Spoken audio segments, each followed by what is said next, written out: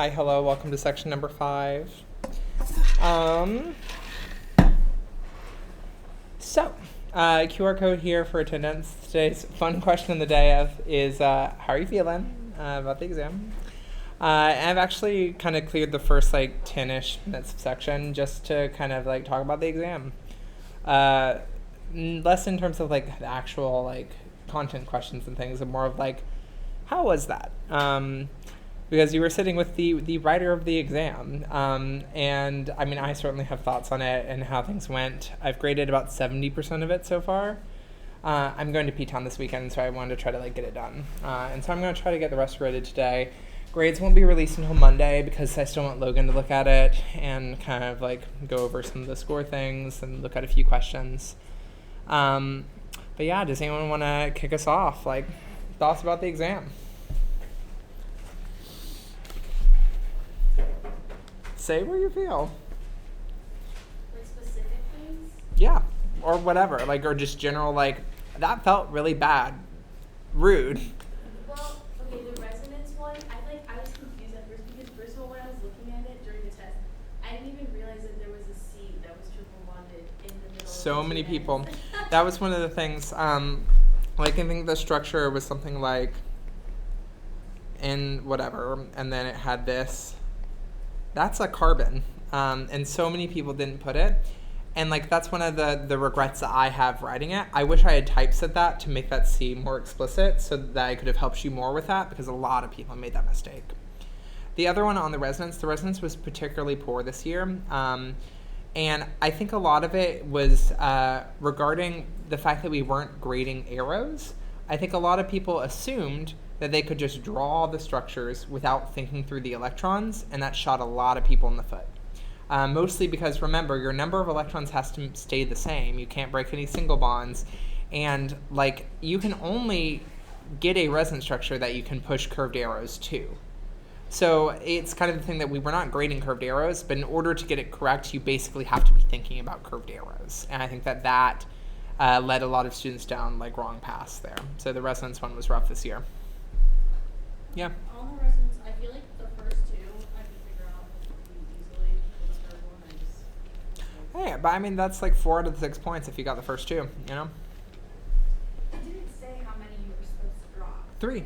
Oh, it did? Yeah. Oh, no, I remember. I think that practice too. Yes. Yeah. Other thoughts?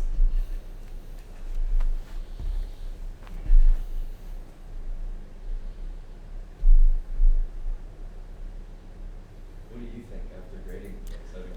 I don't share my thoughts until 10 minutes in, so y'all have to fill the time. I thought the synthesis was Yeah. The synthesis I feel was pretty comparable. There was one question I think that was definitely the hardest. What do you think was the hardest question on the exam? What was the second to last one? Which was the mechanism, right? I know, we didn't know. I was. What that was for? So, yeah, I'm going to take responsibility for that. When I graded it, it's the first question I graded it, and I was like, ooh. Because normally the last 3 pages are the worst pages of the exam, and normally the mechanism question gets less than 50% for the students for the average on that question. No, I mean, it's the reality of the first mechanism, exam 1, it's the worst scoring one. But yeah, it was worse than normal this year, and I think part of it was the mechanism itself is a quote fair mechanism for you to be tested on. The thing that I think that was hard was there were 3 back-to-back. You had to do conjugate addition of the nitrile, then you had to do reduction of the ketone, then you had to do an acetal reaction. And I think stacking those 3 back-to-back, even though it was a known mechanism type question where every arrow verbatim we have done in lecture notes, doing all of them back-to-back scared everyone. And particularly at some point, students typically started out okay-ish and then just started doing shit to connect things. They were I know this has to go there, but with a mechanism, it's if you write something that I guess you've done arrows and gets a product, that earns no credit if it's not based in chemical logic. So one thing that I saw a lot of students do on the mechanism is there was a intermediate that had OME and then O and a ring, and then you had O over here. They were trying to make the different ring by just attacking and kicking off the O. Have you seen any step in this class yet that looks anything like this? When you are in acetal, the only steps that you know how to do are you know how to lone pair push to kick something off, and then to have something attack a pi star of a carbonyl. And so trying to make bonds that are not those, like that's where a lot of students got in trouble, where they were like, I know these need to be connected, but it just wasn't connected to the logic of it. But with the question, again, I think it's fair, but it was a lot. And because it was longer, we made it worth more points than normal. Like normally the mechanism's worth 14 or 15 points. This time it was worth 17. The thing I think I should have done in writing that question is I think I should have given you an intermediate and split it up into part 1 and part 2. And part 1 would have just been doing the nitrile attack and then the reduction. Part 2, the acetal junk. I think if you had that immediate like anchor point, the points would have been better. And so I'm sorry I didn't think about that. Like that's on me. But particularly like when I was grading it, there was so much of that like logic that was just not based in arrows that we've taught. And so I asked Logan to take a second pass at that question to look to see if there are opportunities to give more partial credit for it. Because generally, also, we're trying to give as much credit as we can. But yeah, the average for that question was like in the 30s. Which again, normally it's below 50, but yeah. I think with us making that mechanism harder, the box problems were a little bit easier than in other years. They weren't as crazy. I think some of the discerning stereoisomers where we give you 2 molecules and we ask you like what's the relationship between them, that and then the chirality ones seem to trick people more. Yeah. But I want to hear more of your thoughts. I'm talking too much. Yeah. I thought like 90 minutes for 9 problems was like a lot. Definitely. Like I feel like if I was given like 5 or 10 more minutes per page, I could have like figured out more than what I had. And like I like working with my group and like taking time to like think about the problems on my own time. Yeah. Without that time limit, it's like, oh my gosh. Like if I had more time, I could have like figured it out. You're so right. Like part of the challenge of organic chemistry is the time constraint. And particularly we want you to feel it more on exam 1 so you're not surprised by exam 2. Because exam 2, when there are so many more reactions, those basics have to kind of be down cold for it.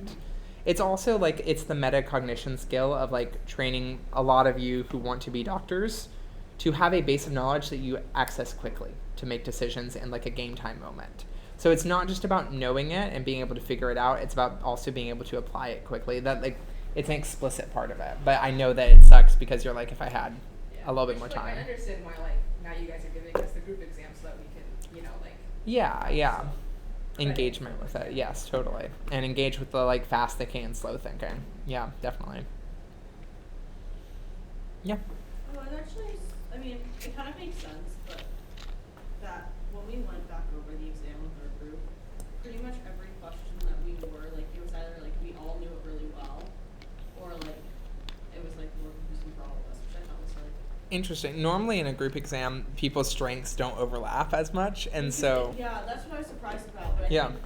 every single question I was, like, kind of, we all had the same exact questions. Oh, okay. In the group exam, and we were still confused. Heard. But I think that's like just maybe depends on your group. It isn't necessarily like a good or bad thing. Actually. Yeah. Other questions from people who have not shared yet? I would love to hear more thoughts. Mm-hmm. Will your lowest exam score be dropped? No. But the way the class is structured, if your later exam scores are better than your first one, then it will get extra weight towards your grade. Like, I've seen many students have a poor exam 1 performance and then have a stronger exam 2 and final exam. So, like, again, getting a bad grade or a lower grade on the first exam is not killer for the class. Yeah, awesome. I have a question. The next midterm, is it the same like number of questions? It's 9 questions, but the distribution's the same. So this most recent one was 6 questions theory, 3 questions reactions. Next one is 3 questions theory, 6 questions reactions. So you'll have like 2 synthesis, 2 pages of box problems, 2 mech. And there would probably like longer ones as well, like the. And harder because you have more reactions. Like, again, the game shifts. A lot of exam 1 were these kind of isolated skills. Naming, chairs, Newman. You're not going to see a naming, chairs, or Newman projection question again until maybe the final.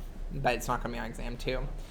And the next one, the reactions are still cumulative, right? So you can use any reaction you use from exam 1 content. 100%. Like, we're probably not going to ask for an acetyl mechanism on exam 2. But especially in line reactions and synthesis, fair game. Yeah. Other thoughts?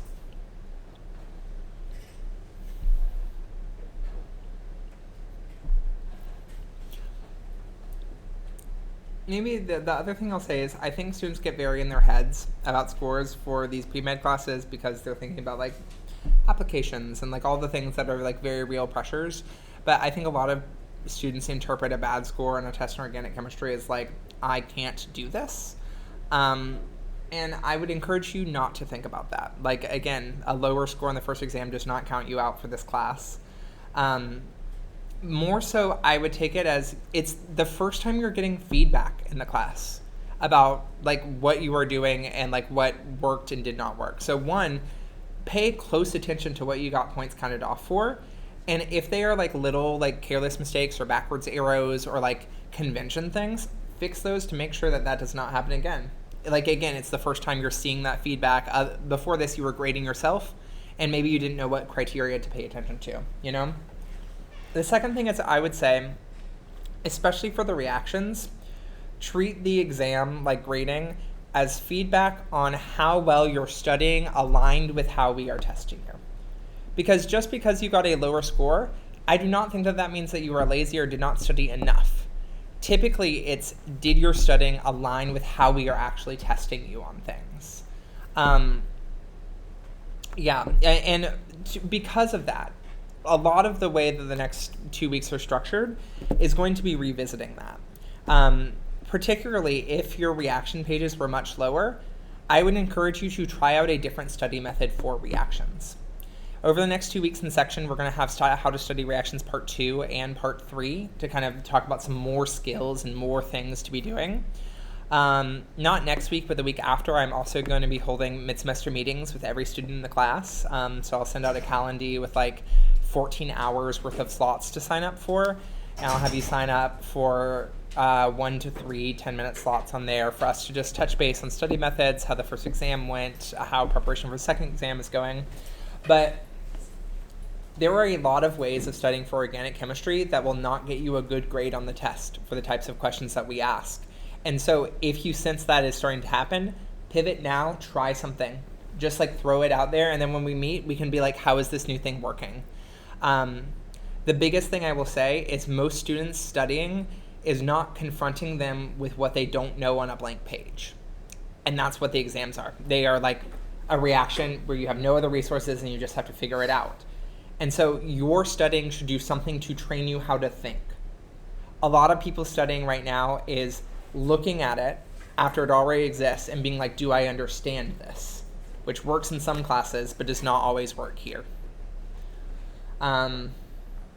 But we're going to be talking more about that. Like, that's the big challenge of organic chemistry. It's how do we train ourselves to think about molecules? But any other last kind of thoughts about the exam before we switch into like section proper and try to get a jump on stuff?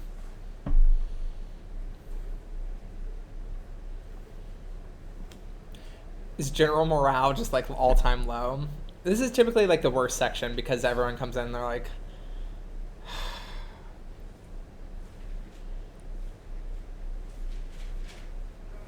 hey. Well, thank you for being here. I appreciate y'all. So let's talk about kind of what section's going to be today. Really, I just want to kind of set you up for PSET 3, which is shorter. It's only about 14 pages. And I'd like to get it to where we get done with maybe 2 or 3 of the challenge problems so that you just have less off your plate. I would encourage you to rest this weekend and take some time, just because I've seen a lot of students like struggling and like needing sleep and things. And just take care of yourself, hydrate, all the things. And then, what was I going to say? So the format here is Lecture 5 basically has 4 big areas: amines, enamines, redox line reactions, CAD reactions, and amino acid chemistry. So we're going to try to touch base on each of these and do some practice. Okay, well, transition into it.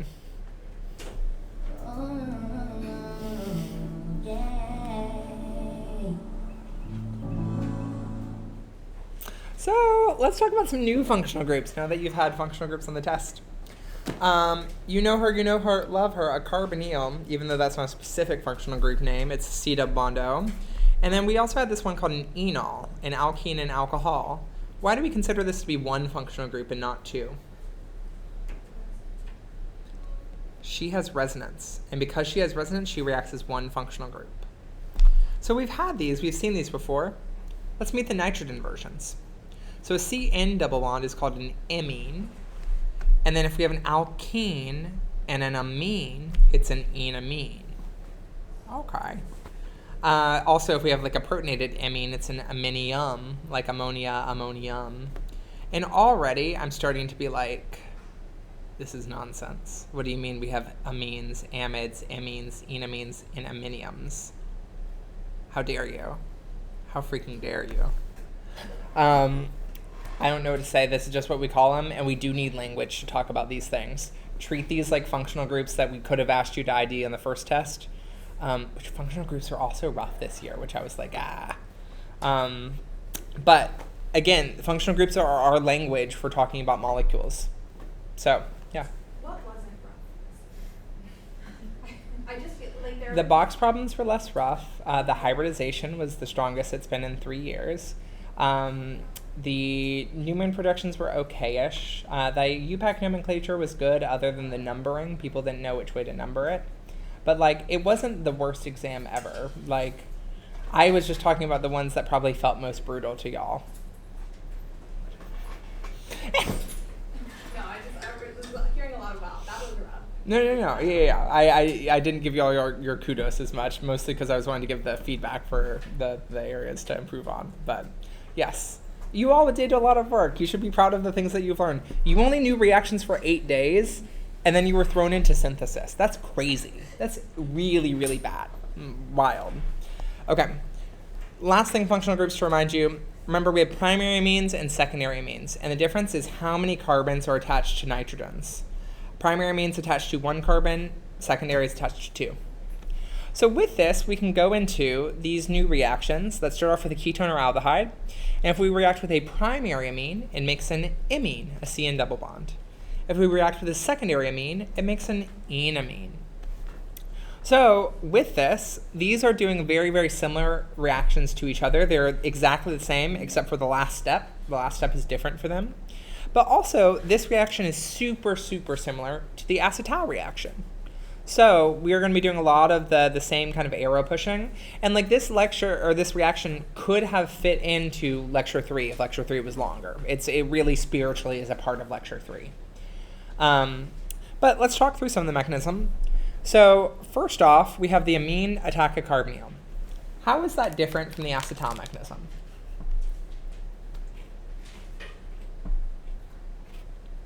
What's the first step of the acetal mechanism? Yeah, you protonate the carbonyl. Yeah.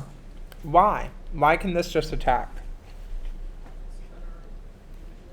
Yeah, why? Think versus these two. Lone pair on oxygen versus lone pair on nitrogen. Who is lower in energy? Oxygen. She's more electronegative, right? So this one is higher in energy, and we actually like a high energy HOMO. Guilty. High energy HOMO. No. But no, it's more reactive. It's higher in energy, and so it's easier to go and attack. There's a smaller HOMO-LUMO gap. So the lone pair on the nitrogen can attack more readily than the lone pair of oxygen, which is going to be lower in energy. The other thing is, we are doing both of these in very mild acid, pH of about 5. Now, this pH of about 5 is not nearly acidic enough to protonate a carbonyl. Protonated carbonyls have a pK that's negative. It's super, you need a really strong acid like H3O plus to protonate a carbonyl. The issue is if we did this in H3O plus, if we could protonate a carbonyl, then this nitrogen sure as hell would be protonated. It would be H2N with a positive charge here. And if she is protonated, does she have any lone pair that she can go and attack with? No. So if you make this too acidic, there's just going to be no reaction because there's no nucleophile to go and attack. So that's why we need these kind of mild conditions. And also it's why the amine just attacks straight up. After that, we get into this tetrahedral intermediate where we do a proton transfer, which I abbreviate with PT. I think Logan does H plus transfer. That's a lot of writing. You can use whichever you want. I'm grading them, so both will get credit, PT versus H plus transfer. And a proton transfer, very specifically, it's only used to do a deprotonation and a protonation together, one of each. So you might be like, okay, going from this molecule to this molecule, I'm adding 2 hydrogens here, removing 1 over here. Let me just proton transfer right to that. No. You can only proton transfer to add 1, remove 1. And then if you have to do more than that, you have to do a separate protonation or deprotonation step. Part of that is we don't want you to use this to abbreviate every acid-base step from now on going forward. We really only want it to be when it's super, super redundant and in this one specific case of deprotonation, protonation. So you protonate and you get to this species called a hemiaminal. So hemi, where did we see hemi in what other functional group? Hemiacetal. Hemiacetal, we said, was half of the way to a whole acetal. So hemiaminal should be half the way to something called an aminal, which we don't really teach you. Aminal is just like, what if you have 2 amines on a carbon? That's an aminal. Hemiaminal is halfway there. But it is notable because it is the species that's in the highest concentration of all these intermediates. Why do you think this species is in the highest concentration? Why do we have more of this intermediate than any of these other ones? Yeah. It's neutral. And because it's neutral, it's our goalpost. It's our halfway through the mechanism. This is our safe, video game checkpoint save location. The other thing is, I was in this building when I first heard someone use this term, hemiaminal. It was a TF for Chem 30. It was on the 3rd floor. I remember he said it in passing. And my intrusive thought was just to raise my hand and go, Gesundheit, because hemiaminal sounds like an involuntary utterance. It sounds like something that just came out of your mouth that's a mistake and that you should apologize for. Hemiaminal, what are we doing? This is chemistry like getting high on its own supply. This is absurd. And again, part of why I'm saying hemiaminal so much is because I want you to remember hemiaminal as the middle point here. But to do that, you also need to think about her as a functional group that you should keep an eye out for. Again, this is our language to be able to talk about all of this. So hemiaminals, I know it's ridiculous, but here we are. So now in our reaction, we need to make this O leave, right? Like there's no O in the products in either one of these. So we're going to do one more protonation, make it a water, and lone pair push it off. Then we are at our aminium ion, and this differs depending on if we had a primary or secondary amine to start. If we start off with a primary amine, we still have a hydrogen on here, so we can make this neutral just by deprotonating at the nitrogen. This one's pretty easy. But this one, the last step, is weird. If you started off with a secondary amine, this nitrogen has 4 bonds to carbons. Can we break a carbon-nitrogen bond very easily? No. So what we need to do to satisfy this positive charge is we need to push electrons to it in a slightly weird way. And to do that, let's talk about this nomenclature. If we have an amine or if we have a carbonyl, the position right next to the carbon in that double bond we call the alpha position, and then one away from that's the beta position. And we call the hydrogens on this alpha carbon alpha hydrogens. So what we are doing fundamentally is a deprotonation, but we're going to do an alpha deprotonation. We're going to remove the hydrogen here and then push electrons all the way up to the nitrogen. And that makes our neutral enamine. That's how we make this double bond over here. That's how we neutralize the molecule. And you might remember this is kind of the reverse of what we did in conjugate addition, where in conjugate addition, we did an alpha protonation, where we protonated at this alpha site. Alpha and beta notation is going to come back in lecture 6, and it's going to come back in lecture 10, so I'm just kind of reinforcing it here and saying it again. But I'm not really going to talk through the reverse reaction because it's literally the same. The first step's different for them, and then the rest is the same. It's literally undoing the same ones. Only thing I'll point out is we use H3O plus to go back to the carbonyl. Why do we specifically use H3O plus and not just H plus? Yeah, we need the source of the O for the oxygen. So H3O plus, and we have H2O present. Cool. So I'd like to do a hard skill builder with y'all, a hard mechanism for this, which is this bad boy. So anytime we see a reactions question, what's the first thing we should do? Yeah. What functional groups do we have on our starting materials? We have aldehydes. And then what do we have in our product? It's kind of weird. We have a nitrogen. So it might be tempting to say an amine. But what other nitrogen functional group do we have? An alkene and an amine connected by resonance. What do we call this? An enamine. There we go. But then, weird, we have an enamine on the other side. Drama. Mystery, intrigue. The other thing is, if we are going from an aldehyde to an enamine, what type of amine do we expect to have over here? Primary or secondary? We expect to have a secondary. Primary ones typically make amines. Secondary make these enamines. But here, we have a primary amine. Interesting. So, just looking at this part so far, the only reaction we know that we can do is to make that amine, that C-N double bond. And so, I want you to skip a little space on the page, and we're going to draw the product of that amine reaction. Leave yourself enough space to do like 6 steps. Leave yourself a lot of space. So we're going to have that double bond to nitrogen, and this nitrogen has a methyl on it. And then we're going to leave one of the aldehydes alone.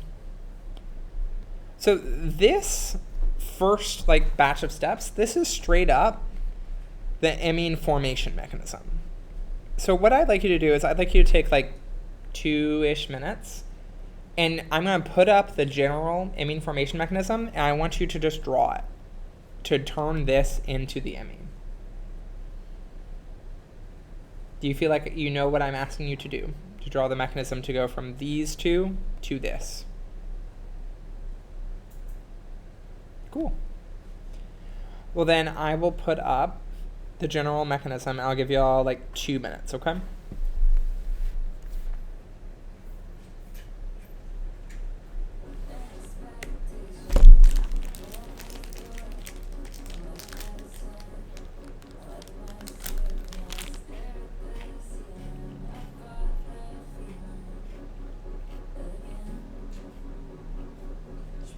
Excess next to the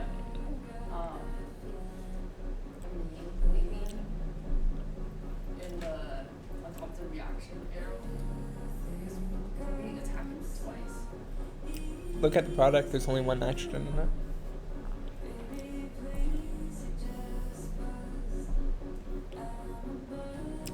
Judy? Or Aaron? Oh, sorry.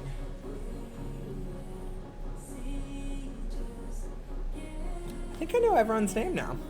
I think it's done.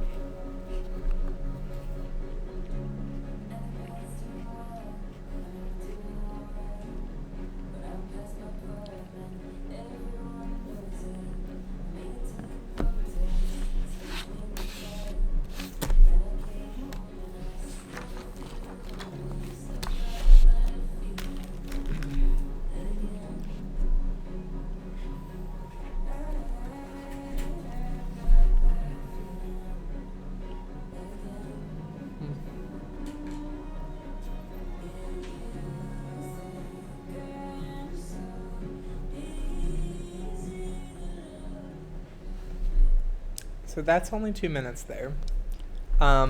You might not be fully done with it, but I think that you should have enough to where you can leave a little space, and then the rest of it you're able to finish on your own. It's also a skill builder. You have the answer key. But just clocking that this is just straight up the imine formation mechanism, that's kind of the important first part.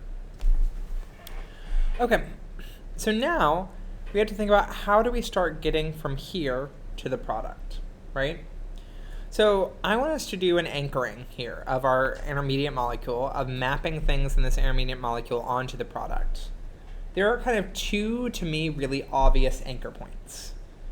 What is something where you are looking at part of this molecule and you're like, I know that this is this thing in the product? Yeah, you all said them. So one of them is the nitrogen is the nitrogen is the nitrogen. So that's got to be the same. The other one is the methyl.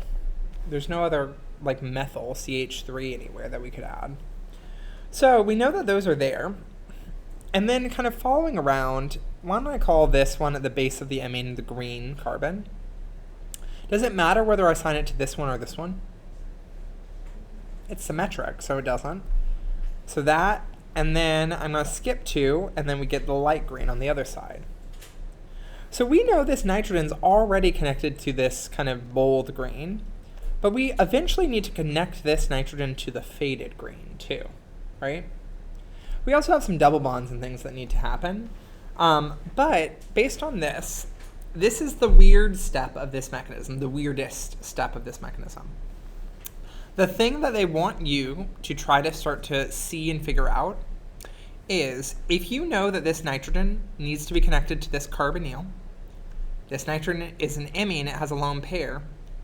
Do you see how this structure looks kind of similar to a secondary amine? It's a nitrogen bonded to 2 carbon things, and it has a lone pair. So if we treat this imine as something that's kind of like a secondary amine, we can do an amine reaction with it.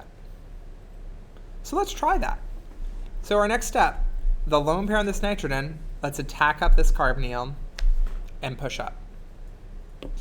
Now this is a big headache because when we do an intramolecular reaction, we make a ring. And rings stress y'all out. They used to stress me out.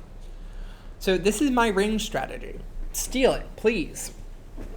Whenever I'm forming a ring, even here, 10 years into organic chemistry, I start numbering at the first thing that attacks, and I go 1, 2, 3, 4, 5, and I stop at wherever it's attacking. I know I'm making a 5-membered ring with a nitrogen, so then my next step is, without thinking, I build a pentagon with a nitrogen. I haven't done everything yet, but I know it's going to look like this as the base. Then what I do is I add in my numbers. I said my nitrogen has to be 1. Does it matter which side I call 2, 3, 4, or 5? No, I can choose. So I'm just going to do 2, 3, 4, 5. And now what I do is I go each number by number, and I make sure it has all the things it needs to have. So like 1, I need to have a methyl on that. So I'm going to put the methyl there. Then between 1 and 2, I need a double bond. 3 and 4 are pretty boring. And 5, after I've attacked this pi bond pushed up, I now have a pi star. Or sorry, I have an O- on here. The last thing I have to ask myself is, are there any formal charges that are missing? Yeah, what's missing? Yeah, nitrogen 4 bonds, positive charge. There I saw a lot of formal charge things on the test where like people were doing nitrogen 4 bonds, negative charge. And I was like, you're close. You know there needed to be a charge. Cool. So now we're at a charged intermediate. What do you think we should do next? We have 2 charges. Yeah, I mean, so proton transfer, the thing is we can't do an easy proton transfer here because there's not a hydrogen on this. But trying to neutralize this, right, to deal with the charges. So the one that we can deal with most easily is this negative charge on the oxygen, right? So let's go and just grab a proton from a water in the mixture.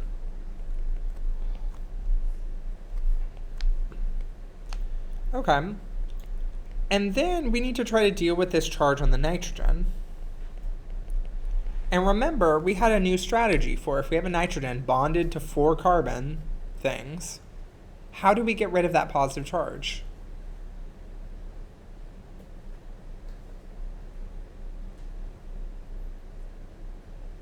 We can't deprotonate right here, so where do we deprotonate? Next door, this alpha carbon. We're going to do an alpha deprotonation. So this is where our imine is. We go alpha to it, and we're going to pull off a hydrogen over here.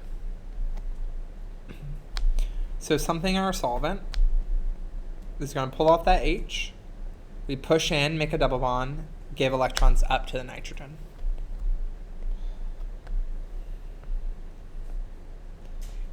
So with that, hey, we made our first enamine. Okay, cool. We're halfway there, living on a prayer. Ooh, but when we did that, what functional group did we just make?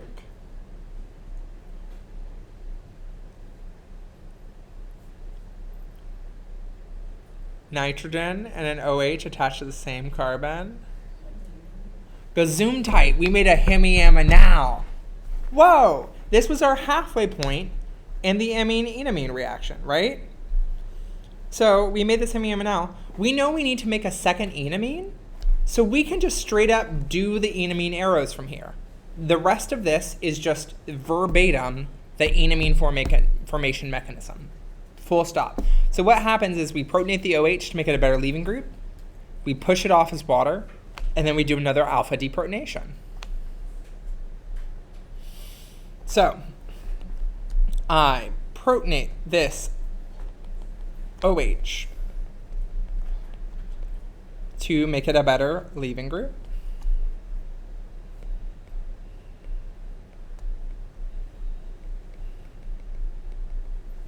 I lone pair push it off.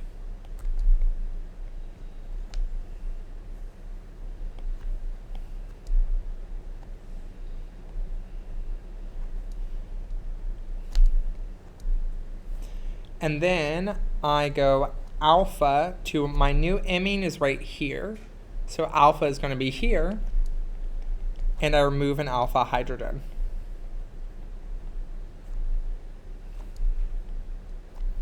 And that will take us to our product.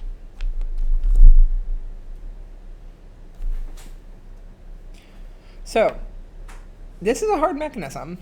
And I think the gut instinct when doing a mechanism like this is to be like, I never would have thought of that. You know? It is to be like once you see the answer, you're kind of like, I guess I can understand this, like once I see everything written out. But I would encourage you, as you start to do these types of problems, after you get done, take 30 seconds and do a recap of it. So our recap of this is, first, we did an imine formation. And that was straight up verbatim from lecture notes. Second, we did our weird step. And we should clock what the weird step was. We treated an imine like an enamine and started an enamine mechanism. Then, third, we did some neutralizations.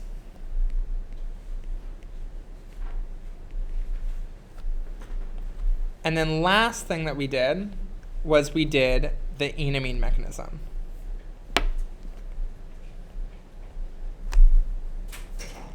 So really half of the battle is kind of clocking what's going on.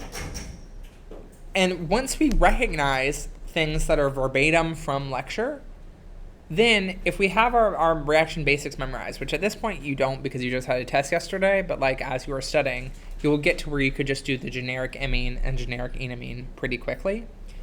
But you want to be training yourself to see and look for these structures.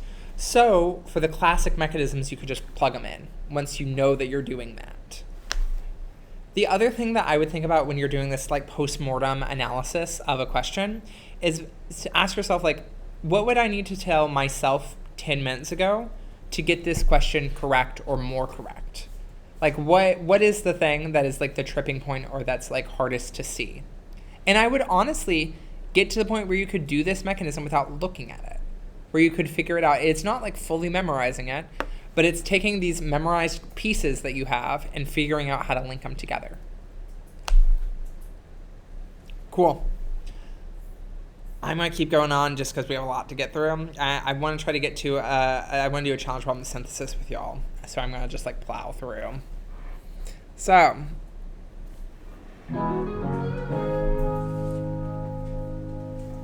do y'all remember Gen Chem?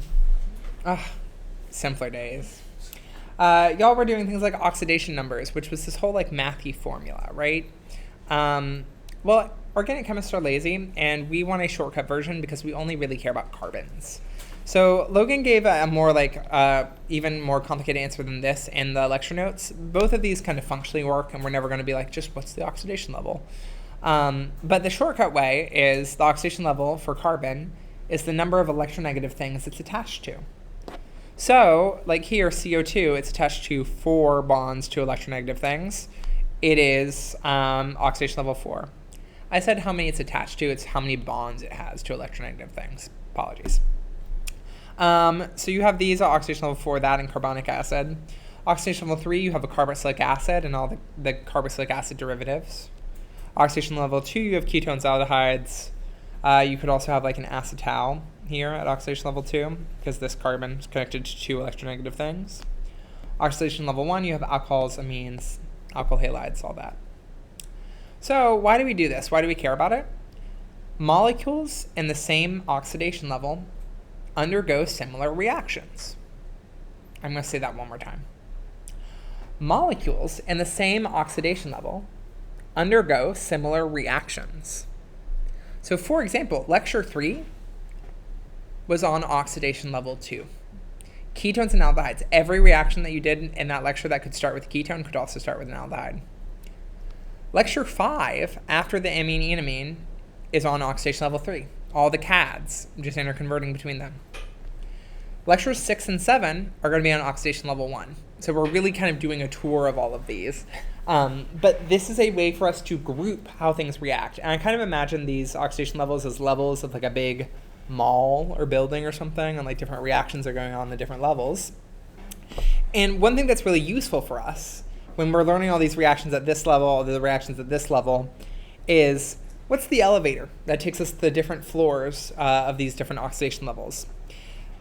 Reactions that move oxidation level are called redox reactions, and we have 2 main players.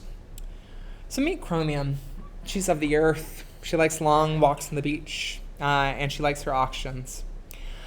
She is our main oxidizing agent. So she will take things to higher oxidation levels, and she always comes with a sidekick, either pyridine or water. And we'll see kind of which we use when we look at the reactions. Pyridine is this structure, but you can also just write her as PYR, and if you use the lone pair, it's like this. She's just a general base. And then you know him, you love him. Toxic masculinity, lithium aluminum hydride is our main reducing agent. And you've already seen some of her mechanisms, but she pops up again. She reacts with a lot. So these 2 reagents are going to be doing a lot of heavy lifting for us for the rest of the course to move between oxidation levels. So I'd like to take a moment to appreciate them. So could we give them a round of applause? Thank you. Thank you for your help. I really appreciate you. Wow. So Logan put these on the screen for like all of 4 minutes in lecture. And these are line reactions. So you don't need to know the mechanism for any of them. We just need to be able to use them for box problems and synthesis. So I know that that's kind of uncomfortable to be like, oh, I don't know why this happens. But it's kind of like the difference between if you're playing chess. We want you to know that the knight moves up 2 and over 1. And that is working at the line reaction level. It is just, what is the transformation? Where does it go? The mechanism would be like, so why does the knight move up 2 and over 1? Which is a good question in some contexts, but for box problems and synthesis, it's not the question we care about. So we're just learning these as moves to play in a game. So starting off, all of these alcohols start out at oxidation level 1. And then aldehyde and ketone are oxidation level 2, and carboxylic acid's oxidation level 3. So what do you notice about our sidekick if we go from oxidation levels 1 to 2?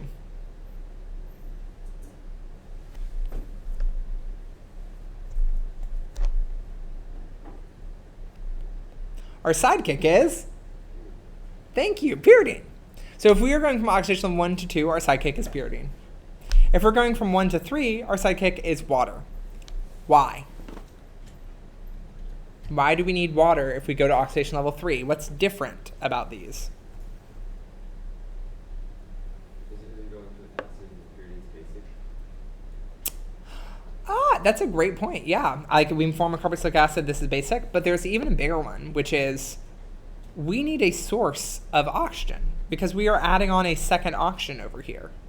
So these other ones are not incorporating another oxygen, so we can just use pyridine. But here, we need something that's going to add another oxygen, and that's water. The chromium never gives up its oxygens. It always keeps them. The other thing I want to notice here is if we were to think about this in terms of a fake mechanism, right, like our kind of drawing instructions, I like to think of chromium as someone who like gobbles up a hydrogen, makes a double bond. Gobbles up a hydrogen, makes a double bond. Gobbles up 2 hydrogens, makes a double bond and the OH. That's kind of what it's doing. So we can see it react with primary and secondary, but if we had a tertiary alcohol like this, why can we not oxidize a tertiary alcohol?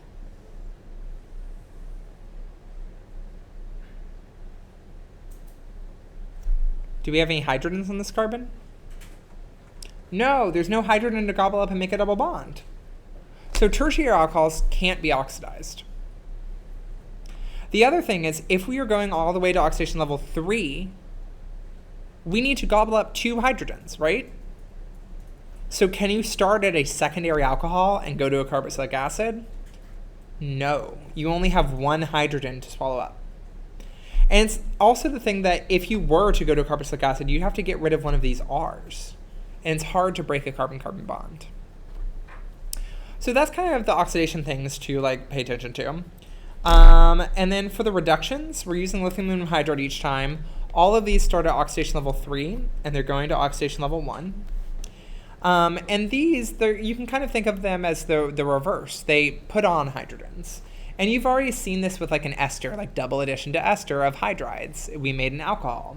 These are pretty similar, but the mechanism's a little bit more complicated, which is why you don't need to know these mechanisms. But the thing I want to clock here, these 2 reactions are some of the only reactions in the course that make an amine. Like, there are these 2 reactions, and I guess there's amine, enamine stuff. But these are the primary reactions we will learn for this entire course of making an amine. Specifically, if you want to make a secondary or tertiary amine, it has to have come from an amide that we are reducing. Because if we reduce a nitrile, we're always only going to get a primary amine. I lied, there's one more comment I want to make about oxidations. When you do this going from oxidation level 1 to 3 thing, in the middle, you oxidize 1 time and go to an aldehyde, and then go all the way to the carboxylic acid. And there's no way to stop here. You can't stop in the middle of this process. It will always go to the carboxylic acid. But hypothetically, what if I had an aldehyde that I wanted to take to a carboxylic acid? I could just use these same reagents to do that. If I'm trying to get from oxidation level 2 to 3, it could gobble up this hydrogen and put an OH on. So you can go from an aldehyde to a carboxylic acid with this reaction as well. So I'd like you to see some practice with this. So I've gathered some from skill builders and challenge problems here. These 3 are fundamentally kind of redox problems that then engage with some other reactions that we've already talked about. So I'm going to give you like 2 or 3 minutes to try out 1 or 2 of them. Yes. And again, be thinking about oxidation levels. Be thinking about disconnecting molecules if you see a functional group that you recognize. And then be thinking about these redox reagents of moving between oxidation levels. So these are on page 6 and page 11. I've kind of cherry picked them in a hodgepodge style.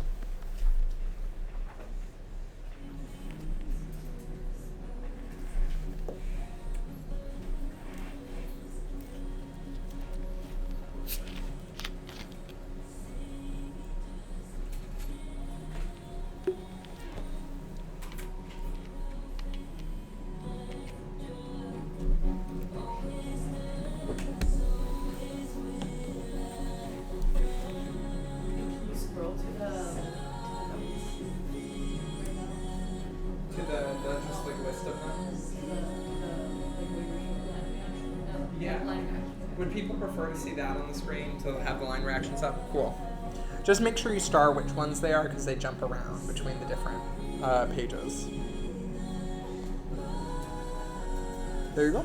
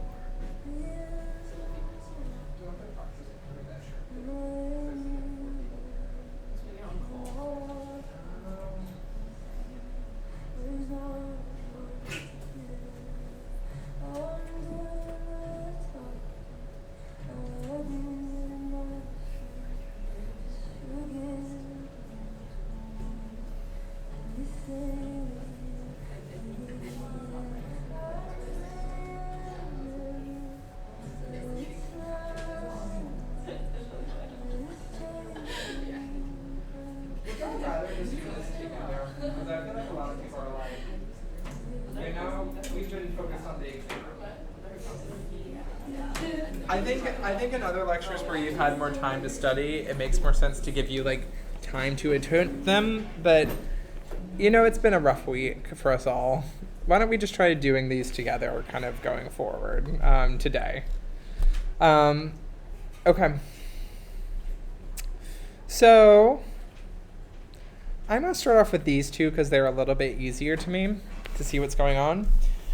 What's the first thing that we should do anytime we see a reactions problem? Functional groups. So we have an alcohol over here. What do we have in the products? We have an acetal. Great. So, yes, we know alcohol and carbonyl makes acetal. Yeah, but does it look like we have two of these alcohols in the product? Two of these entire big structures, two of these pentagons with only carbon? No, this is a pentagon, but it's different. So this is where our disconnection tool becomes really, really useful, and where we want you to have this as like a tool in your arsenal for these. If you know there's an acetal, you know there's only one reaction that could have made it, the acetal formation mechanism. So I'm going to do my disconnection, which is cut the bonds between the ORs and that central carbon. And then on the carbon side, I put a carbonyl. On the O's side, I make it into alcohols. Do you remember that disconnection from the first exam? Cool. We're seeing it in action. So now that we have these two molecules, ask ourselves, okay, from our starting material, which of these looks more like our intermediate? Intermediate A or B? A. So here now our functional group transformation is we need to go from an alcohol to a ketone. Is that redox? Yeah, we're changing oxidation level. We are oxidizing from oxidation level 1 to oxidation level 2. So we use our oxidizing agent, which is chromium, yeah, CrO3. And then what sidekick do we need if we stop at oxidation level 2? Pyridine. Great. So that's going to take us from here to here. And then to get from here to the products, I need that alcohol. So I'm going to put this diol over here and H+. No third step needed. Then for this next one, we have another alcohol down here. And what functional group do we have in the product? Say it. You're so close. We have an amine, but also we have a, what's this one called? Just the small CC double bond. An alkene and an amine. An enamine. There you go. There you go. So we have our new thing, an enamine. We only know one reaction that makes enamines, right? The enamine formation reaction. And so wouldn't it be helpful for us to have a disconnection just like we had for the acetal, where we could just write what the products were before it? Let's do that. Let's come up with one. So let's go over here. I need a shortcut to go from this to these two. So my shortcut that I'm going to do is I'm going to locate the central carbon, the one that's connected to the nitrogen and the carbon-carbon double bond. And what I'm going to do is I'm going to chop off the bond to the nitrogen. Now to go from this to this, all we have to do is add a hydrogen. Is that okay? Now then on the carbon side, what I need to do is I need to pave over it, make it all a single bond, and add a carbonyl. So chop, add a hydrogen to nitrogen, pave over the other side, add a carbonyl. Let's do it. So I locate my central carbon that's connected to both the double bond and the nitrogen. I chop off the nitrogen. To the nitrogen, I add a hydrogen. To the carbon, I pave over the double bond and I add a carbonyl. That might look a little funky, but remember, we have a hydrogen still on here. So she's just an aldehyde. Questions about the disconnection?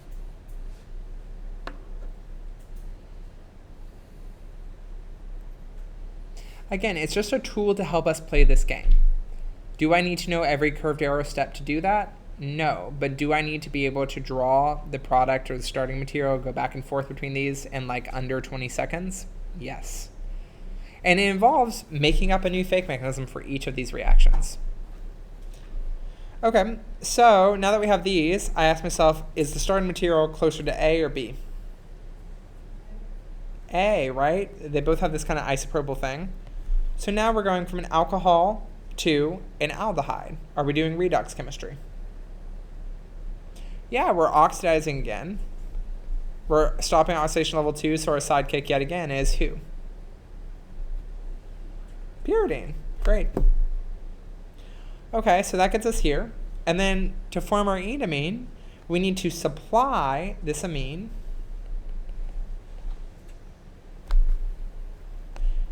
and then I'm going to write pH of about 5. You don't have to write that. If you don't write it, you get credit. But this pH around 5 is the only reaction that we use this for. So I think oftentimes in the problem set, we will put this here as a tip-off to you. To like be like, the amine. And then we're done with that. Last thing up here. So this one's the hardest one. We have an ester, and we have 2 carboxylic acids. And this one's real funky because we go from a ring to not ring, right? So I think a lot of times students would be like, okay, an ester to a carboxylic acid, that's in CAD reaction land. Maybe I do a CAD reaction. But what other reaction do we know that makes a carboxylic acid? Maybe that's connected to this prompt. We can make a carboxylic acid by doing what? Go ahead. Someone was saying it. Yeah, you can oxidize with chromium and H2O. From what functional group do we start with to make a carboxylic acid? We can, but what else? What's alcohol? Typically primary alcohols. So what would be the alcohol version of this?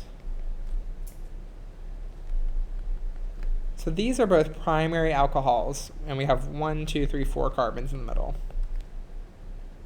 Okay. So now, if I'm looking at this, how might I try to go from an ester, oxidation level 3, to primary alcohol here? And I can see 1, 2, 3, 4 carbons. So are we doing a reduction or an oxidation if we were doing that?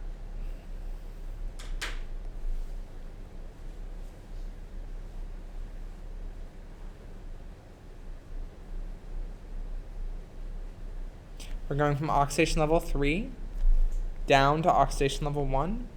That's going to be a reduction. Going down oxidation levels, we reduce the oxidation level. So, what's our main reducing agent?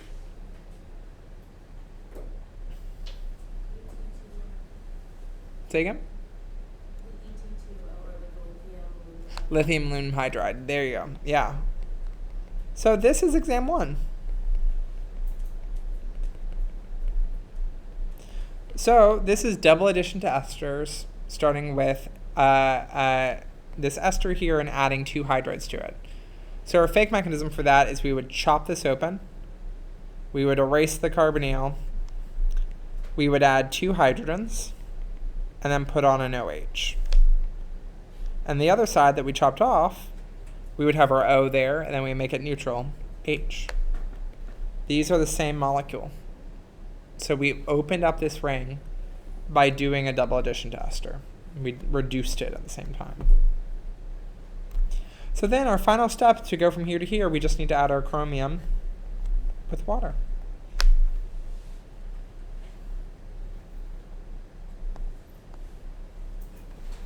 Questions about her? I feel like I just see general overwhelm, which is like valid, but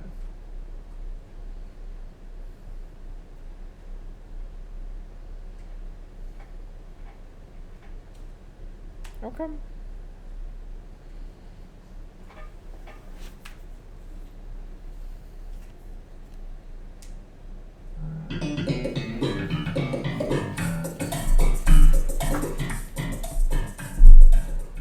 Welcome to CAD land. It's like Oz.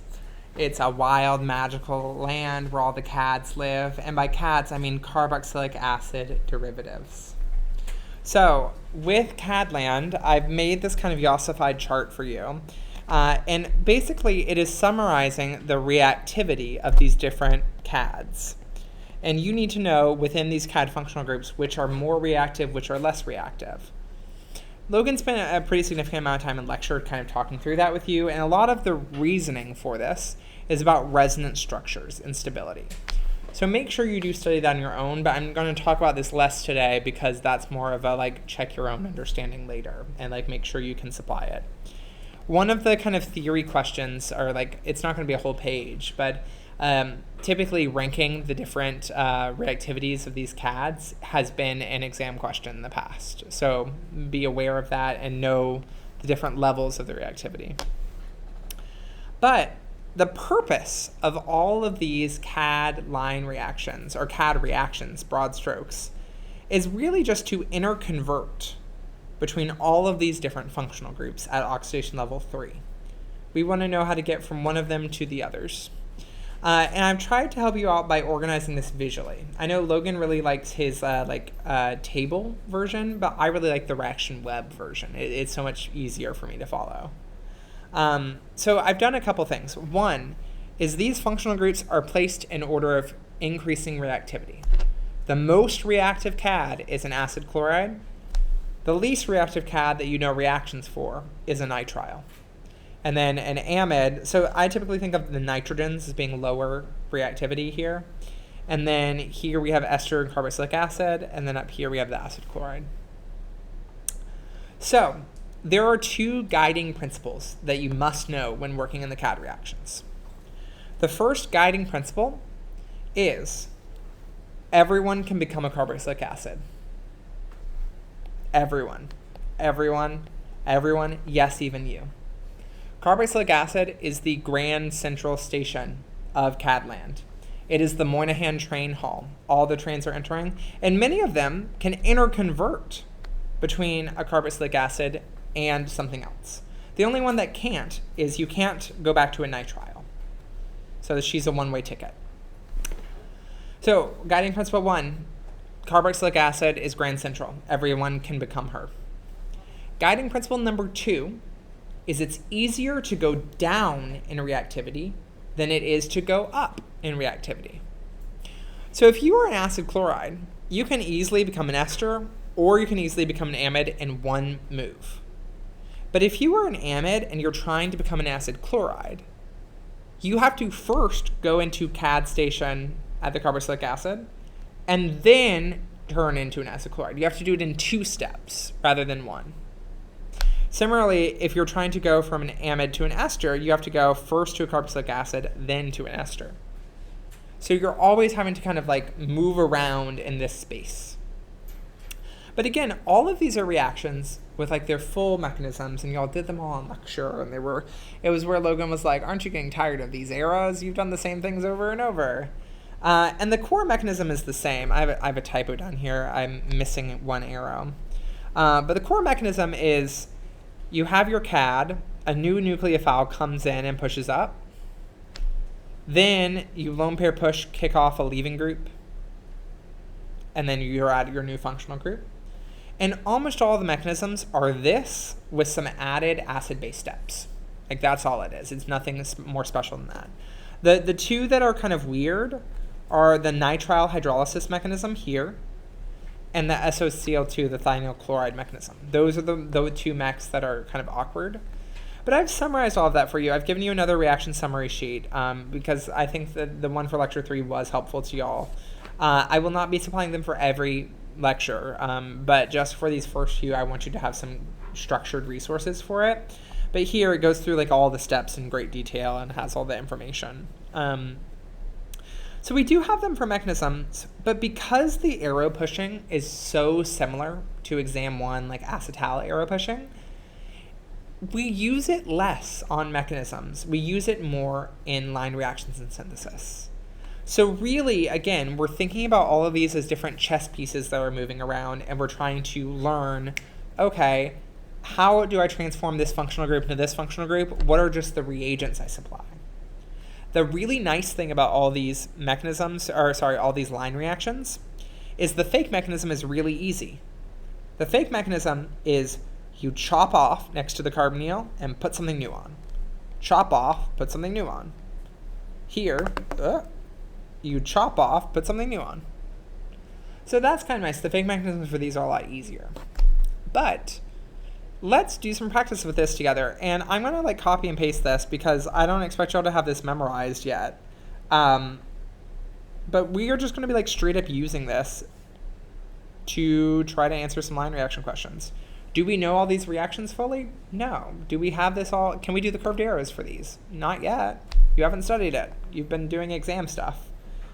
But I think we can use them. So let's start off. What functional group do we have on the start?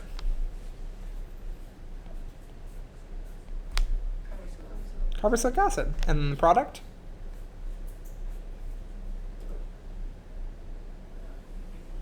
An amide. Okay, so now you can use the table. Are we going up or down in reactivity? We're going down, carboxylic acid to amide. So we can do that in one step, and that's this thing. So we need to use DCC, and we need to use an amine. And we use whatever amine gets put onto the structure. So I'm going to write DCC, and then if I look at the structure, I'm going to cut here, and this needs to be our amine on this right side. So all it is a 5-membered ring with nitrogen, and then I need to make it just a neutral amine, so I'm going to add a hydrogen. Done. Isn't it H and R2? So this is just generally amine. It's a nitrogen, some sort of amine. It could be primary or secondary, but this is the most compact way for me to write an amine.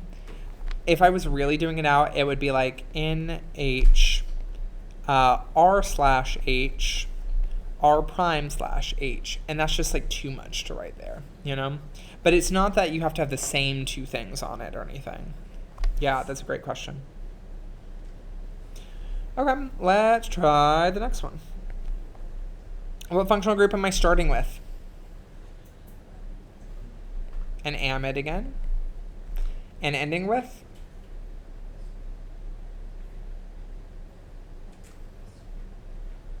Say it louder. Ester, cool. So amide to ester, using our chart, am I going up or down in reactivity?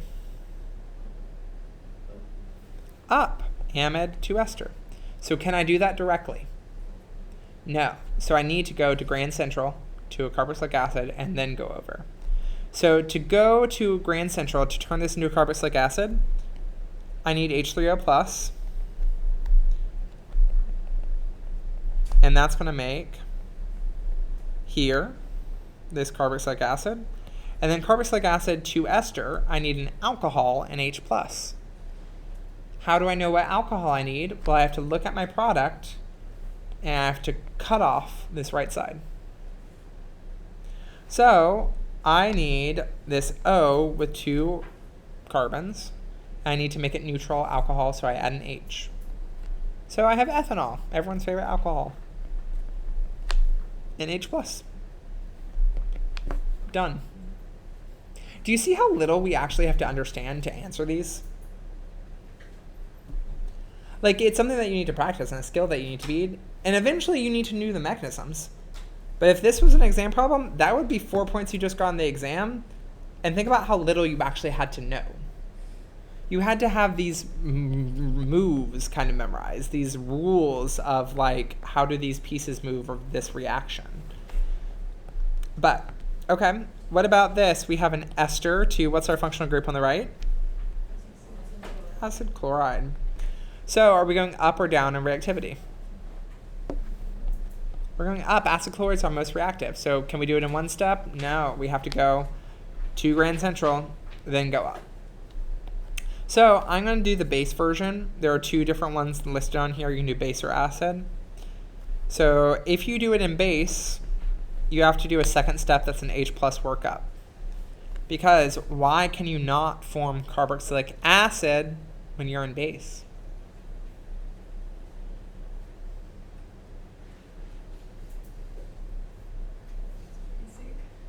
Because it's basic. It's if you formed this carboxylic acid and you were still in base, you're deprotonating it. This was that step that you did in lecture where you deprotonated it and then you did an acid workup and you protonated again. And you said, is that a mistake? Why are we doing this twice? And we were like, it's because we formed an acid in a basic solution. It's annoying. Okay, so with this, we are now at a carboxylic acid. So we've chopped this off and put on an OH.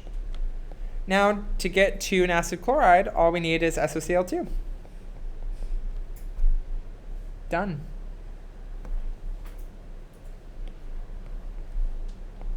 Another one down here. So we're going from an acid chloride, our most reactive, to, ooh, this is just straight up an amine. What oxidation level is amine at?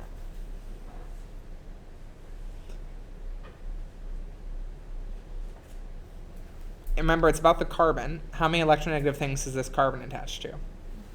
1. This is oxidation level 1. We went from oxidation level 3 to 1. Did we do redox? Yeah, we did not stay in CAD land. So do you remember when a wise Ochem sage earlier said, there is only one reaction in this course that can make secondary or tertiary amines? It's almost like they were waiting by a bridge and were warning you on your journey, in case you encountered something like this, of what to do. We can only form amines by reducing what functional groups? Bless you. We can reduce amides and nitriles. But if we're trying to do a secondary or tertiary amine, the only option is to reduce an amide. If we look at that line reaction, our fake mechanism for this is just going shh and erasing the carbonyl. That's all it is. We don't know the real mechanism. It's just shh, go to sleep. So over here, what we need to do is, this is after we've already removed the carbonyl, right? We need to add on the carbonyl. Do you think we want to add it at position A, at position B, or position C? Look at where our starting material is. A. In A, we have a carbonyl right by this big benzene ring, right? Okay. So I'm going to say, let's say that this came from this amide. Now we're going from acid chloride to amide, which is in CAD land. Dude, really? It's like tourists trying to peek in the classroom. It happens all the time. Y'all don't see it because y'all's back is to it, but people are just taking photos. Nah. Okay, acid chloride to amide. Are we going up or down in reactivity? We're going down. So what we need is either our amine in excess, or we need our amine with pyridine. Either one works. The reason why that we need it is we need a general base for the reaction, and if we don't write excess or include pyridine, then this product is just going to act as the base. This amine is going to act as the base, and we're going to use it up twice as fast, so we won't have enough to do the reaction we want. So, okay, what's the amine I need? I chop this off. It's nitrogen in a 6-membered ring. I make it neutral by adding a hydrogen. And then I'm going to write pyridine. You could use either one.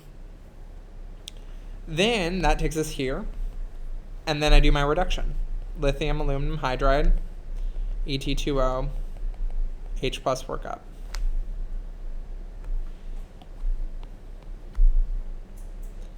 Last one down here. We start off with the carboxylic acid. So we're here. And we give us an amine. And this DCC thing. Well, I see DCC here on the chart. And amine and DCC turns carboxylic acid into an amide. So what we're going to do is we're going to chop this off. And we're going to put the nitrogen here from this amine. So this nitrogen with 2 ethyls. Okay, so now we're at an amide. And lithium aluminum hydride, hey, we just saw that. Amide with lithium aluminum hydride turns it into an amine. So we see our carbonyl and we say, shh. And what we're left with is this fun little molecule, triethylamine, who has a really fun cousin. So the cousin is, if you had 4 ethyls on it, it has a positive charge that's fixed there, and it looks like a little dude dancing. Looks like the Keith Haring little dancing dudes.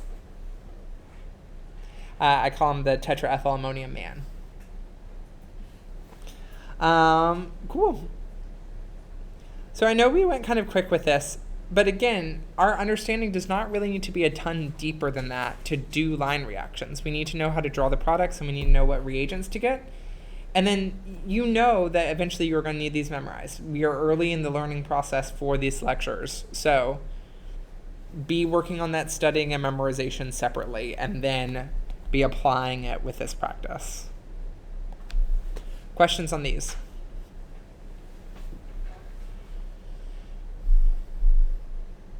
Ding dong. Okay, so our last topic, to match our somber mood.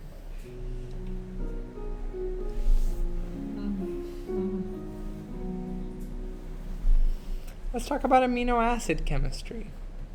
So, first off, amino acids, you now have enough chemistry where you can appreciate the functional groups on here. And wow, I'm talking a lot about functional groups. Oh, they're everywhere. Oh. Carboxylic acids and amines together on the same molecule, we have an amino acid. At physiological pH, it's in this Zwitter ion form, where you have a negative and positive charge on the same molecule. But we need to know how to make amino acids in the lab. So one way of making amino acids is called the Strecker amino acid synthesis. It starts with an aldehyde, and then with 3 steps, you can turn it into an amino acid. And namely, this is the carbon that was at the base of our aldehyde, and this was our R group, right? Carbon in R group. When we do this, we add a new carbon. Interesting, powerful. There are very few ways that we know how to make carbon-carbon bonds, and so this is going to use one of them. So the general logic here is the first step with NaCN and NH4Cl kind of combines 2 reactions that you've seen before in a new weird way. So NH4Cl, we are also going to have some NH3 in solution. And this is going to do an imine mechanism, just like we saw at the beginning of section today. It's going to make this CN double bond. And then, because we have cyanide present, cyanide at the last step is going to come in and attack this aminium, just like we saw cyanide attack a carbonyl in the cyanohydrin mechanism. When we do this, we get to this intermediate called an alpha aminonitrile. We have an amino group and we have a nitrile here. So this is made up of 2 reactions that you've seen before with 1 weird step. Then from this alpha aminonitrile, we use H3O+, and that is one of the CAD reactions in CAD land. It takes a nitrile all the way to a carboxylic acid down here. And so that's one where you have seen the full curved arrow mechanism for. Last thing that we do is neutralize it. We take it to typically physiological pH, but we kind of use this as a proxy, neutralize here, to take it to whatever protonation state that you want. So you could take it to like an acidic protonation state or basic one, but generally you'll kind of land on this general one, the Zwitter ion. But this, in the past, has been an exam mechanism to just do this full mechanism out for this process. I don't know that it would be like this year, for example, just because when we do this is a long mechanism, but it just combines several mechanisms that you've already seen before. It's one that you're technically responsible for and should be able to reason through, but we use this far more often in a synthesis problem if we're trying to make an amino acid. Okay, I'm touching base with y'all on time really quick because we are at 2:29. I started about 7 minutes late, so I'm definitely going to finish talking through this page. But the thing is, energy is low, the day is long, and I had wanted to do this synthesis challenge problem with y'all. I'm happy to do it with you. We would be staying over probably 15 to 20 minutes, which is annoying. But if enough people want to do it, we can go ahead and do it, knock it out, have the page done with the problem set. The other thing is, in the 11 section, I did talk through this, and it is going to be in the video that's posted for it. So you can just watch the end of that video. The third thing is, in Help Room on Monday, inevitably someone's going to ask about it. And if there are like 5 or 6 people that want to do it, we're going to do it together as a group then. So, can I do option A? Actually, I'll do fingers. Option 1, we're going to do the synthesis now. Option 2, you're going to watch the video. Or option 3, you're going to do Help Room. Vote now on your phones. Not on your phones. Okay, we're gonna call it after this. So I'm gonna finish talking through this page so you've gotten the information, and then we'll call it. So amino acids, we talked about making them. How do we start to link them together to make peptide changes?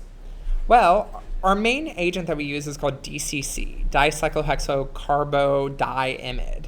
You don't need to know the mechanism of this. You can just use her DCC. You don't need to know her structure at all. What she does is she's a matchmaker. Matchmaker, make me a match. Brings together a carboxylic acid and amine and just plugs them in together and makes an amide. Now remember, our amide bond is what we call a peptide bond. This is beautiful in this simple example. However, if you have two amino acids and you are trying to join these two in the middle, DCC might join those two and get the product that you want. It could also join the far ends of them.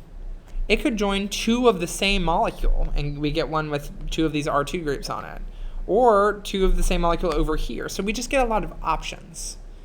So what's our strategy in synthesis if we don't want a reaction to happen?